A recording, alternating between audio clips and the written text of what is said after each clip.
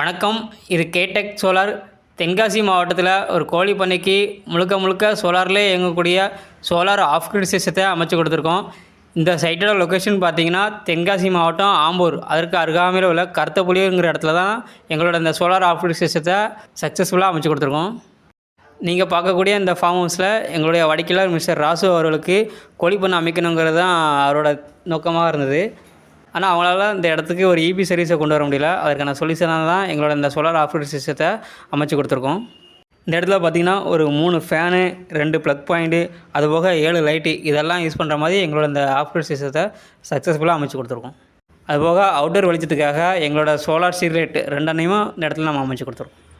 இதே போல் மின்சார வசதி கிடைக்கப்பெறாத உங்களோட விவசாய தோட்டமாக இருக்கலாம், இல்லை ஆடு மாடு கோழி போன்ற பண்ணைகளுக்கும் சோலார் மூலமாக இயங்கக்கூடிய இந்த சோலார் ஆஃப் கிரிட் சிஸ்டத்தை தமிழ்நாடு முழுக்க நாங்கள் அமைச்சு கொடுக்குறோம்.